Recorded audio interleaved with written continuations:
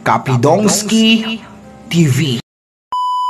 Karma is real. Hindi lang ang magkakapatid na May at Erica ang kinarma, pati na rin ang napakahambog na Ian Toñaca Torres. Hahahapatas na sila ngayong tatlo. Erica, May, Ian, Lolo Miguel, Mommy Lydia, Nab-ida, sila talaga ang nagsasabi ng totoo. Yan ay sama-sama nating tutukan mamaya mga kalingap. At kung nagustuhan niyo po ang ganitong klaseng reaction video, paki-like at subscribe naman po para lagi kayong updated sa susunod kong mga uploads. At salamat sa walang sawang pagmamahal at suporta kay Kuya Val Santos Matubang at Idol Kalingap Rab. Paalala, panoorin at tapusin ang video na ito para malaman mo kung ano ang nilalaman nito bago mag-comment. Ngayon balik tayo sa topic. Ano na Ian Toñaca Torres, di ba ang sakit rin na naranasan mo na kung paano ka bastyusan ni May at Erica? Epamukha ko sa'yo Ian Toñaca Torres kung anong ginawa mo kay Mommy Lydia. Nab-ida nung naglabas ng saloobin si Mommy Lydia tungkol kay Erica. Hindi ka ba magdamdam na ikaw ay isa sa major sponsor na galing San Francisco, USA at pumunta ka pa ng diet para lang sana makita mo si Erica, tapos ayaw kang ipaharap ni Erica dahil nag-social kayo kay Erica na huwag harapin si Mommy Lydia? Nab-ida, di ba masakit yun sa part ng sponsor na excited lang makita sana pero pagdating mo sa kanila hindi mo makita si Erica?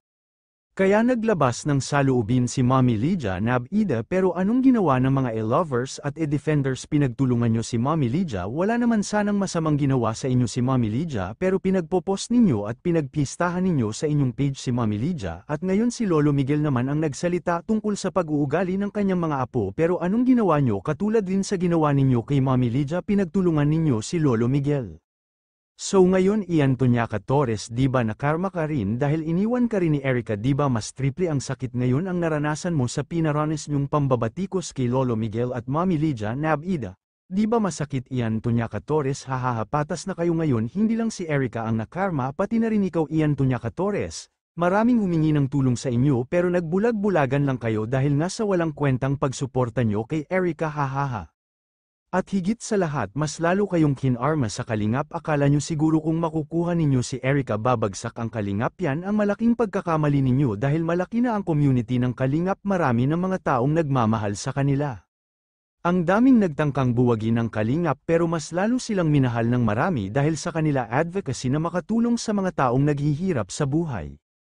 Kaya hindi nyo kaya ang Team Kalingap, sayang ka rin baby girl Erica, nagpadala ka lang sa mga taong mahina ang mga utak. Ang daming gustong makapasok sa Kalingap para matulungan pero ikaw anong ginawa mo? Sinayang mo ang lahat-lahat ng opportunity na tulong sana ng mga sponsors. Ngayon anong nangyari na sa buhay mo? Kahit saan ka na nakikisampid. Shout out Ian, kaya wag ka feeling lahat na lang gusto mo ikaw ang masusunod. Akala mo sino kang mayaman. Kaya lesson learned na ito sa'yo, or kahit na sino ang kalalaban sa Kalingap, hindi nyo kayang tibagin ang Kalingap. Kayo mga idol, anong masasabi ninyo? Comment down below at ating pag-usapan. God bless mga idol.